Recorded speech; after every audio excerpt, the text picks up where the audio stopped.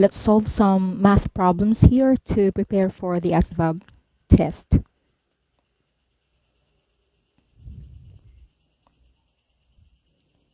Express 48 times 47, 46 times 45 times 44 times 43 as factorials.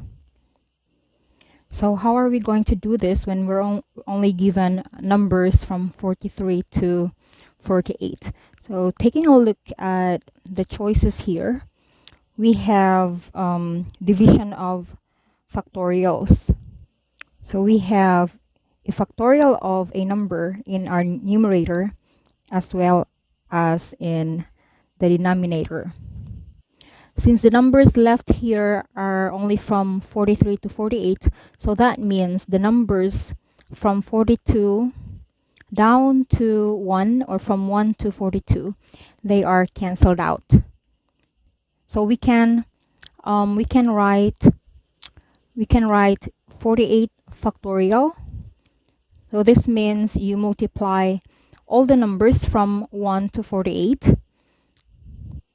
So if we're going to expand 48 factorial, that would be 48 times 47 and so on up to number 1. Then we can divide that by the factorial of 42, which can be expanded in this way. And then we can cancel out numbers from 42 to 1. So we'll be left with these ones here. So that means this one can be expressed as 48 factorial divided by 42 factorial. So this is our answer here.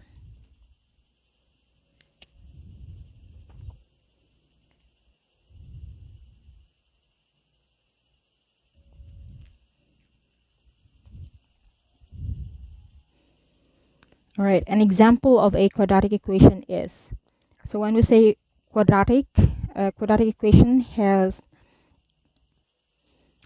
a degree of 2. So meaning that the highest exponent of this function is 2. So among the choices here, the fourth one has the highest exponent or degree of 2. Therefore, this one is an example of a quadratic equation.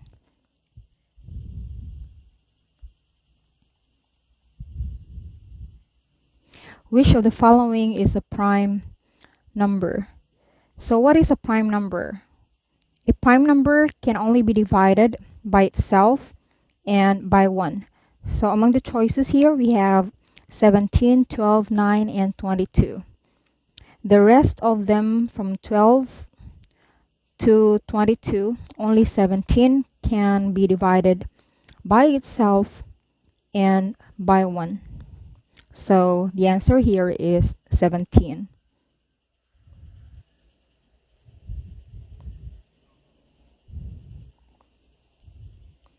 Okay, another example here, a sample problem.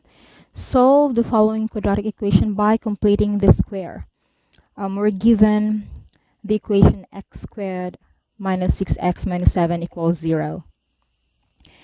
Okay, actually we can just directly factor this equation x squared minus 6x minus 7 equals 0 to solve for the values of x, but we are asked to solve this by completing the square. But let me show you how to factor this first. So we look for factors of 7 that when we multiply them, it would equal to -7. And when we add them up, it would equal to -6. So the factors of 7 are 1 and 7. Since the coefficient of the middle term is negative, then that means the larger number should also be negative. So the factors would be x minus 7, x plus 1. And then you can always check this if this one is equal to this by multiplying them, the two factors, using the FOIL method. So the values of x here We just have to equate them, each factor to 0. So one of the values of x is just equal to 7 and the other one is just equal to -1. Okay, now let me show you how to solve this by completing the square. Alright, since the coefficient of the first term here is equal to 1 and we don't have to divide the equation by the coefficient of the first term.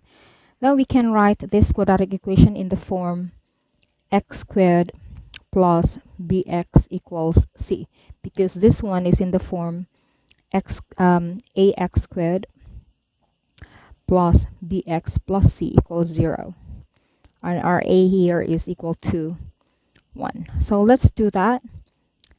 So this would be written as x squared minus 6x.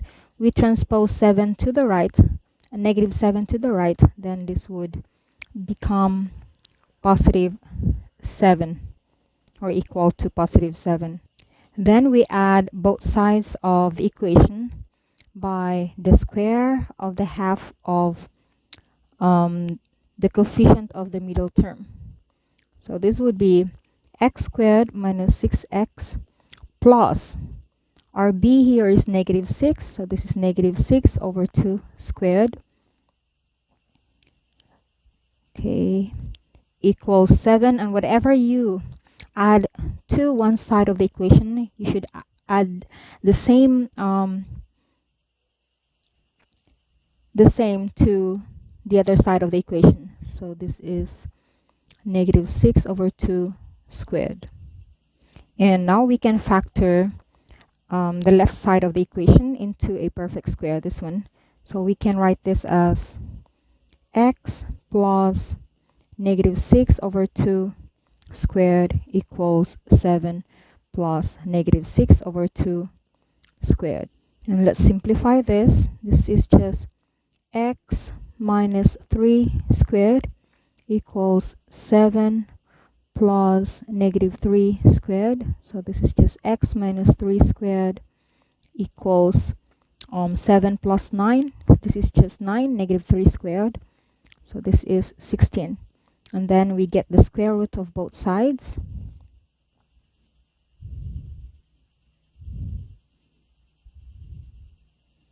Okay, let's delete this first.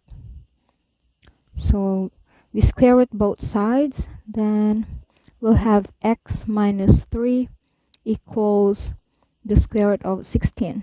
So x minus 3 is just equal to square root of 16. 16 is a perfect square, so this is just equal to plus minus 4.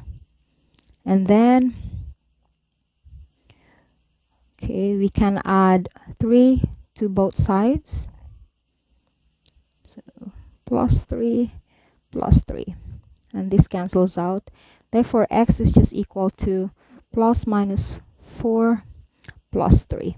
Or x is just equal to 4 plus 3, or x equals -4 plus 3. And this is just equal to 7, and the other one is -1. So the values for x would be 7 and -1. So this is our answer here.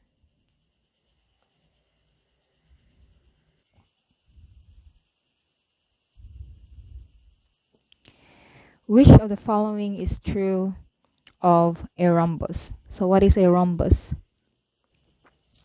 All right, this is our rhombus, and these two lines here are the diagonal lines, this one and this one. And the angles that they formed are called the interior angles. Therefore, a rhombus has diagonal lines that bisect the interior angles. And these diagonal lines are always perpendicular to each other and equal in length. And then the opposite angles are congruent. They are called vertical angles.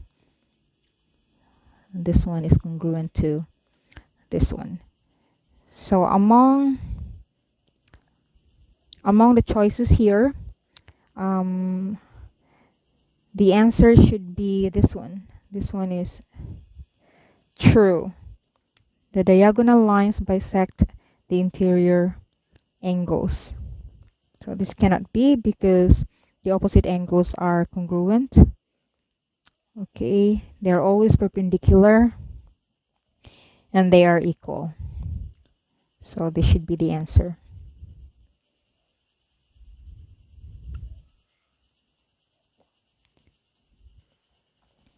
All right, write 0.873 as a fraction. So how are we going to write or convert a decimal to a fraction? All we have to do is just place the decimal number over its place value. So we're given here 0.873. So we have 3 decimal places here. Our 8 here is in the tenths place. This one is hundreds, and this one is thousands. Therefore, we can write 0.873 as 873 over 1000. So the answer is this one.